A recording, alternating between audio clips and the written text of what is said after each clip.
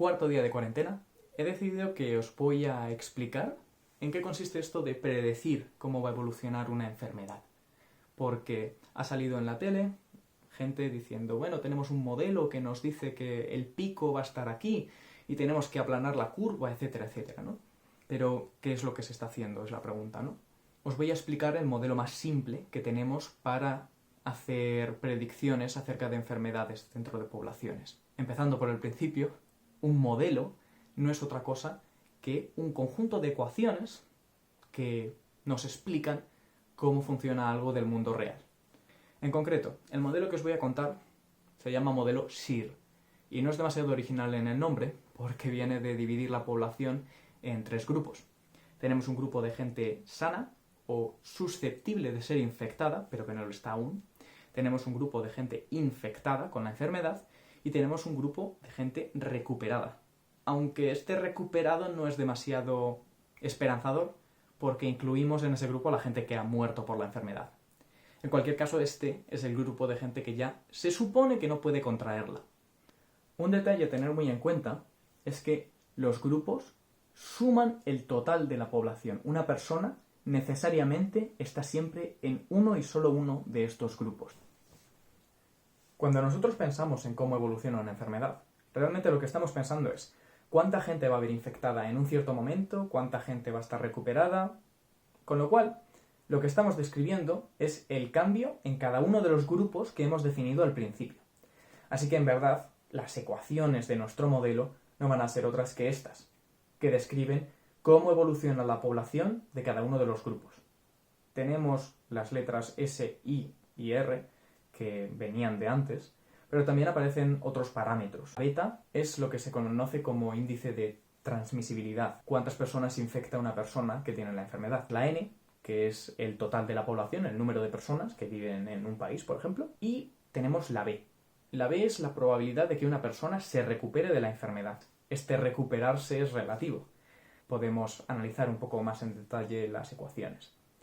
¿Y qué es lo que están comentando? Bueno, pues S', I' y R' vienen a ser el cambio de la población, la variación que sufre la población en el tiempo. Los que sabéis un poco más de matemáticas sabréis que estos son las derivadas de las funciones de cada una de las poblaciones en función del tiempo. Los que no sabéis tantas matemáticas podéis pensar en esto como cómo es la población un poquito más tarde en función de la población que tenemos ahora.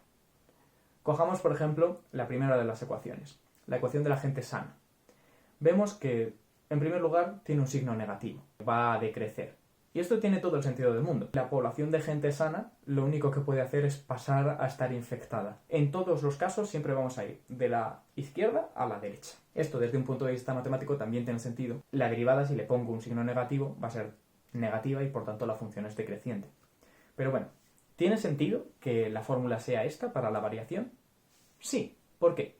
Porque el número de gente que esté sana en un cierto momento depende tanto del número de gente que había sana en el momento anterior, como del número de infectados que haya en ese momento, ya que a la gente sana le va a infectar la gente que ya tiene la enfermedad.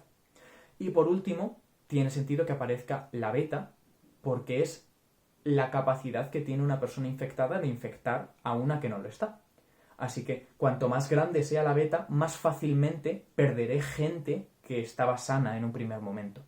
Pasamos a la segunda. Se parece mucho en el primer término a la ecuación anterior. Esto también tiene sentido, porque la población de gente infectada tiene que ganar en número lo mismo que pierde la gente que estaba sana. Así que el primer término tiene que ser el anterior, pero con el signo cambiado. El segundo término es muy parecido, por no decir igual, salvo el signo, a el término que me define la variación de la población recuperada. Y es que cuando una persona se recupera, pasan del grupo de gente que está infectada al grupo de gente que está recuperada.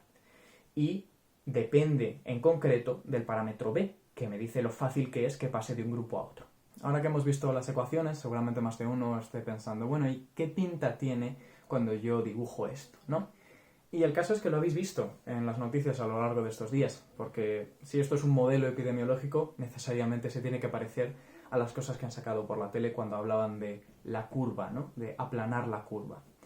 Bueno, como veis, veníamos diciendo que el número de gente sana tenía que descender, y así es. Y, por otra parte, tenéis esta gran campana, que es la gente infectada, que tenemos que conseguir que sea menos alta y más alargada. Os voy a explicar de qué depende exactamente, en términos matemáticos, que esta curva sea más o menos estrecha y, por consiguiente, más alta o más aplanada. Este va a ser el único momento en el que meta un pelín de mates, pero va a ser un detalle tan pequeño que no tenéis que asustaros. Seguramente los que hayáis dado matemáticas en bachillerato os acordéis de que para que una función tenga un máximo, la derivada tiene que ser 0. En nuestro caso, la función que estamos considerando es el número de infectados dependientes del tiempo. Y tenemos la derivada de nuestro modelo. Así que lo que vamos a hacer es igualar la derivada a 0 y ver qué tiene que ocurrir para que esto se produzca. Lo siguiente que vamos a hacer es quitarnos las dos i's que hay en esa ecuación.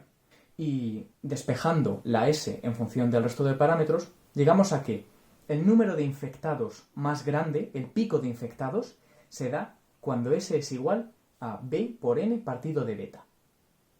Esto, en un primer momento, no nos informa mucho, y no es tan importante la forma que tenga, salvo en el detalle de que la beta está en el denominador. Podéis ver que cuando aumentamos el denominador de una fracción, esta se hace más pequeña, el valor total. Un medio es más grande que un cuarto, que es más grande que un octavo. ¿Qué nos dice esto? Pues cuando tengamos el momento de máxima infección, lo que nosotros queremos es que este número, aunque sea el máximo que tenga esta función, sea muy pequeño. Y para eso lo lógico es que el número de personas sanas dentro de la población sea más grande. Esto queda mucho más claro si recordamos que la suma de las poblaciones de los tres grupos tiene que ser la población total. Entonces, si despejamos el grupo de infectados, veremos que estamos restando la S. Con lo cual, cuanto mayor sea la S, más estaremos restando al grupo de infectados. Y por tanto, lo que nos interesa es que beta sea lo más pequeño posible. ¿Y cómo se hace esto? Pues la transmisibilidad al final es cuántas personas puede infectar una misma persona. Si adoptamos medidas de contención, reducimos el índice de transmisibilidad. Si nos quedamos en casa, no hay gente a la que podamos infectar. Y es por eso que aplanamos la curva y hacemos que el índice de gente que hay infectada en el momento de máxima infección sea lo menor posible. Espero que os haya gustado, que os haya interesado y que hayáis aprendido algo acerca de cómo los matemáticos tratamos los problemas y que ahora cuando veáis por la tele lo de aplanar la curva, pues digáis, tiene todo el sentido del mundo y que sepáis que matemáticamente, pues también.